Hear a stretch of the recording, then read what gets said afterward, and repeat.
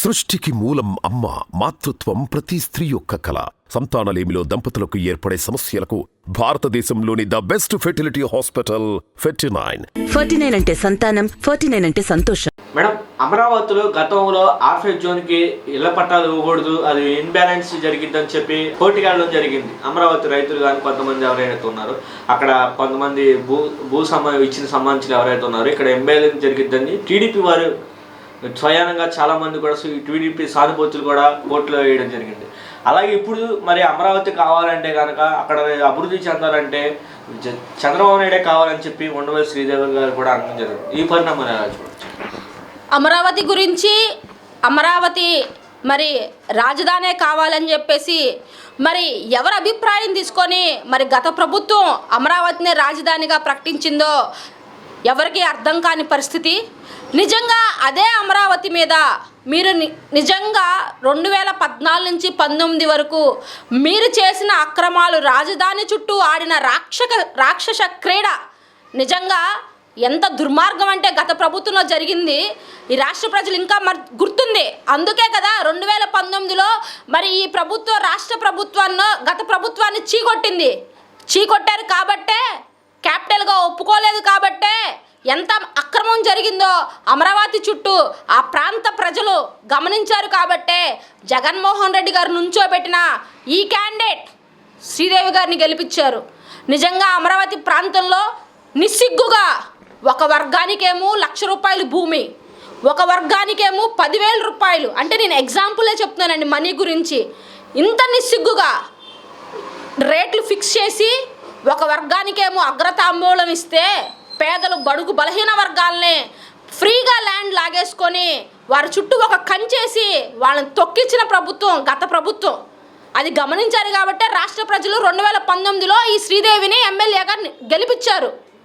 అదే అమరావతిని నిజంగా ఆ చుట్టూ ఉన్న భూములు ఎవరే నిజంగా దమ్ము ధైర్యం ఉంటే ఆ చుట్టూ ఉన్న భూముల గురించి మాట్లాడే చర్చే ధైర్యం మీకుంటే, చర్చకు వచ్చే దమ్ము ఉంటే ఆ చుట్టూ ఉన్న భూముల గురించి మీరు చర్చకు రావాలి.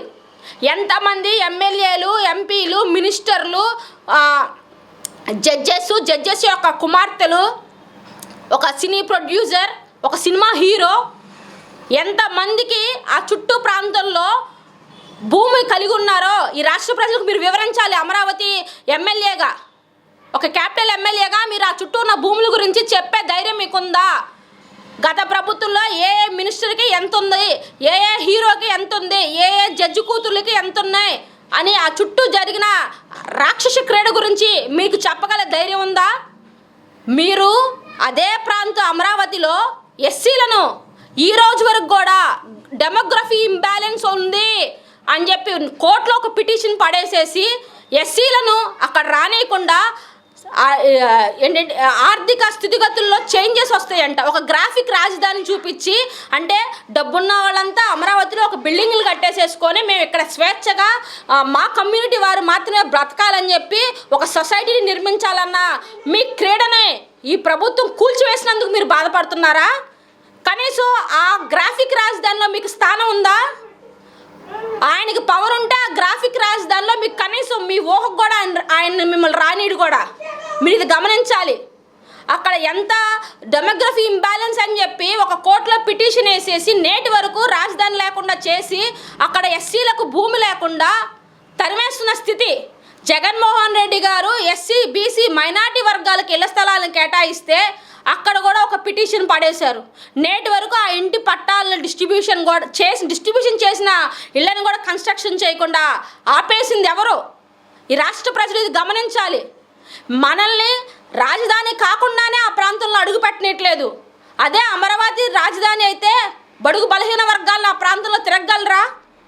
మీరు ఆలోచించండి. గత ప్రభుత్వం ఆడిన ఒక రాక్షస క్రీడ ఏదైనా ఉందంటే ఈ రాష్ట్రంలో అది రాజధాని విషయంలోనే. మన వర్గమే బాగుండాలి, మన చుట్టాలే బాగుండాలి, మన మినిస్టర్సే బాగుండాలి, మన కంపెనీసే బాగుండాలి, మనకు తెలిసిన ఫ్రెండ్సే బాగుండాలని చెప్పి అమరావతి చుట్టూ ఒక గేమ్ స్టార్ట్ చేసి ఎంతోమంది మరి నూజివీడులో రాజధాని అని చెప్పి అక్కడ రియల్ ఎస్టేట్ బ్రోకర్లు అక్కడ పంపించి, దొనకొండలో రాజధాని అని చెప్పి అక్కడ కొంత వర్గం వెళ్ళి కొన్ని వందల ప్రాణాలు చనిపోయినాయి ఈ రాక్షస క్రీడలో. నిజంగా జగన్మోహన్ రెడ్డి గారు నిజంగా జగనన్న అది పసిగట్టాడు కాబట్టే ఈరోజు అమరావతి ప్రాంతాన్ని హోల్డ్ చేయగలిగారు, అక్రమాన్ని హోల్డ్ చేశాడు. ఎందుకంటే ఒక రాజధాని అంటే అన్ని వర్గాలు, అన్ని ప్రాంతాలు, అందరూ స్వేచ్ఛగా గాలి పీల్చుకునే ప్రదేశం అయి ఉండాలి. అంతేగాని ఒక కమ్యూనిటీ పీపుల్కి మేము డబ్బున్నాం కాబట్టి మేము ఒక 50 బిల్డింగ్లు కట్టేసుకొని మేము స్వేచ్ఛగా బతికేస్తామని ఒక గ్రాఫిక్ రాజధాని మీరు నిర్మిస్తే సామాన్యులు కనీసం ఆ గేట్ వైపు కూడా చూడగలరా? అటువంటి స్థితిని జగనన్న పసిగట్టాడు కాబట్టే అమరావతిని క్యాపిటల్గా రిమూవ్ చేశాడు. 3 ప్రాంతాల అభివృద్ధి జరగాలి. మనం హైదరాబాద్ని ఒకే రాజధానిగా మన 75 సంవత్సరాలు ఊడిగం చేసి తీసుకెళ్ళి అక్కడ పెడితే ఈరోజు హైదరాబాద్ రాజధాని కాదు పొమ్మంటే పోయాం. అటువంటి పొరపాటు మళ్ళీ జరగకూడదు, అది గమనించాడు కాబట్టి జగనన్న మళ్ళీ 3 ప్రాంతాల అభివృద్ధి అని చెప్పేసి విశాఖపట్నం. నిజంగా మీరు ఈ రాష్ట్ర ప్రజలు ఇది గమనించండి. మన దగ్గర ఒక 100 రూపాయలు ఉన్నాయి. 100 రూపాయల నుంచి దాన్ని సంపాదించుకుంటా వెళితే అవి 200, 300, 400 అలా మన ఇన్వెస్ట్మెంట్ పెరిగిద్ది. అంతేగాని 100 రూపాయలు వదిలేసేసి మళ్ళీ జీరో నుంచి స్టార్ట్ అవ్వాలంటే ఎంత కష్టం. వైజాగ్ ఆల్రెడీ రాజధానిగా ఉండే అన్ని అర్హతలు ఉన్నాయి. అక్కడ కొత్తగా ఇన్వెస్ట్ చేయాల్సిన అమౌంట్ క్యాపిటల్ అమౌంట్ చాలా తక్కువ. అక్కడ ఖచ్చితంగా రోడ్డు ఎక్స్టెన్షన్స్ కానీ అంతా వెల్ సెటిల్డ్ ఇన్ఫ్రాస్ట్రక్చర్ ఉంది అక్కడ. వైజాగ్ని క్యాపిటల్గా చేస్తే ఆంధ్ర రాష్ట్ర ప్రజలకి భారం తగ్గిద్ది కదా. అమరావతి రాజధాని అయితే కొన్ని వర్గాలకే, కొన్ని కుటుంబాలకే, కొన్ని వ్యక్తులకే లాభం కానీ రాష్ట్ర ప్రజలందరికీ లాభం కాదు. నిజంగా అగ్రవర్ణ కులాలు ఈరోజు ఈ ప్రభుత్వంలో మనకు కేటాయించిన ఇల్లును కూడా కట్టుకోనీయకుండా ఒక డబ్బున్న వ్యవస్థతో మరి హైకోర్టులో పిల్లుల మీద పిల్లు, సుప్రీంకోర్టులో పిటిషన్ల మీద పిటిషన్లు వేసి నిజంగా మళ్ళీ అక్కడ ఇప్పటికీ జగనన్న ప్రభుత్వంలో కూడా మనం ఆ ప్రాంతంలో తిరగలేకపోతున్నాం. అంత దుర్మార్గంగా వ్యవహరిస్తున్నారు. రేపు అక్కడ కానీ డబ్బున్న వ్యవస్థ అక్కడికి వెళ్ళి ఒక ఇన్ఫ్రాస్ట్రక్చర్ రాణిస్తే మన తరాలు ఆ ప్రాంతంలో అడుగు పెట్టడానికి ఇష్టపడరు వాళ్ళు. దీన్ని మీరు గమనించాలి. రాష్ట్ర ప్రజలు already infrastructure well settle infrastructure వైజాగ్ని ఇంప్లిమెంట్ చేసుకుంటే ఖచ్చితంగా మనకి భారం తగ్గిద్ది. అన్ని ప్రాంతాలు వైజాగే కాదు కర్నూలులో కూడా ప్రతి అనంతపురం కానీ విశాఖపట్నం కానీ విజయవాడ కానీ 3 ప్రాంతాల అభివృద్ధి జరగాలి. అది జరగాలనేదే ఈ ప్రభుత్వం యొక్క మెయిన్ ఇంటెన్షన్ కాబట్టి అమరావతిని క్యాపిటల్గా తీసేశారు. దాన్ని మీరు మీ రాజకీయం కోసం అంటే చంద్రబాబు నాయుడు దగ్గర ఊడిగం చేసి ఆయన్ని ఎలాగో మెప్పించాలని సినిమా డైలాగు 4 కొట్టేసేసి ఆ ప్రాంత ఎమ్మెల్యేగా మళ్ళీ మీరు గెలవాలని పిచ్చి పిచ్చి మాట్లాడుతున్నారు. మీకు నిజంగా సిగ్గు విడిచి ఇంత దిగజారుడు రాజకీయం చేస్తున్నారంటే మీరు ఈ ప్రభుత్వంలో ఎమ్మెల్యేగా ఉన్నప్పుడు ఐటీడీపీ వాళ్ళు మిమ్మల్ని మేకప్ వేసుకున్నారని చెప్పి ఎన్ని ట్రోల్స్ చేశారు. దారుణంగా ట్రోల్స్ చేస్తే ఈ ప్రభుత్వం వాళ్ళందరినీ అరెస్ట్ చేసింది. అయినా సరే నిస్సిగ్గుగా ఒక క్రాస్ ఓటింగ్ చేసి ప్రభుత్వం వదిలిపెట్టి వెళ్ళి మీరు అక్కడికి వెళ్ళి నిజంగా మంగళగిరిలో నియోజకవర్గంలో ఏ అభ్యర్థికి ఇచ్చారండి పార్టీ టికెట్? గంజి చిరంజీవి గారు. ఆయన ఎవరు? బీసీ వర్గానికి సంబంధించిన వ్యక్తి. అంటే బీసీలు కంటెస్ట్ చేయకూడదా? నిస్సిగ్గుగా వెళ్ళి మీరు ఓసీ అభ్యర్థిని సపోర్ట్ చేస్తున్నారు. మీరు ఎన్ని జాకీలు వేసి లేపినా లోకేష్ గారు మంగళగిరిలో గెలవలేరు. ఖచ్చితంగా మరొకసారి ప్రతి ఎస్సీ, ఎస్టీ, బీసీ, మైనారిటీ వర్గాలు ఈ ప్రభుత్వానికి సపోర్ట్ చేస్తాయి. నిజంగా ఈ ఆంధ్ర రాష్ట్రంలో పెత్తందారి వ్యవస్థ అంతా ఒకవైపు ఉంది, పేదల వైపున జగన్మోహన్ రెడ్డి గారు మాత్రమే ఉన్నారు. రానున్న రోజుల్లో ఖచ్చితంగా బుద్ధి చెప్తారు ఈ పెత్తందారి వ్యవస్థకి. ఎందుకంటే బుద్ధి చెప్పాల్సిన అవసరం కూడా ఉంది. మనం ఇంకా బతకాలి, మనకు కూడా అధికారం కావాలి, మనం కూడా ఆర్థికంగా ముందుకు వెళ్ళాలి, మన పిల్లలు కూడా చదువుకోవాలంటే ఈ ప్రభుత్వం ఖచ్చితంగా ముందుకు వెళ్ళాలి కూడా.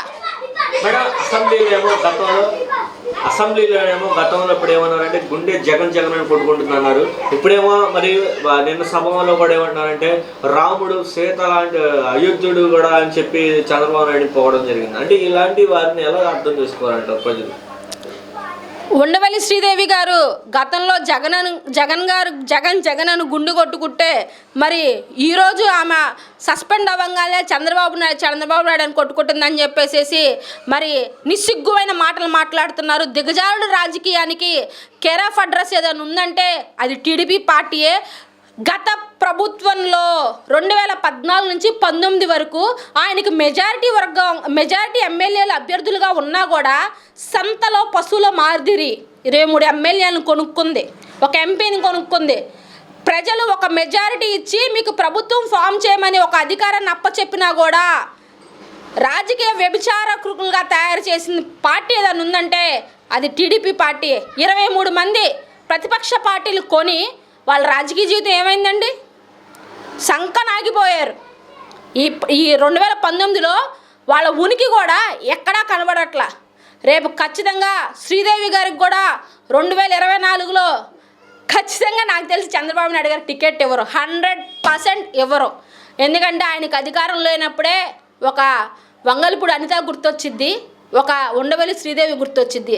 అధికారం వచ్చిన మరుక్షణం ఇలా గేటు ముందుకు కూడా నుంచోటకు కూడా ఆయన ఎలవ్ చేయరు. గత అనుభవాలు ఉన్నాయి. కోడెల శివప్రసాద్ గారు ఆత్మహత్య చేసుకొని ఉరేసుకొని ఆ వయసులో చనిపోతే ఎంతవరకు ఆ కుటుంబానికి అండగా నిలబడింది ఈ పార్టీ. ఆయనకన్నా వీళ్ళు పెద్ద తోపులా ఇస్సురు కొడతారు, జాగ్రత్త అండి. సృష్టికి మూలం అమ్మ. మాతృత్వం ప్రతి స్త్రీ యొక్క కళ.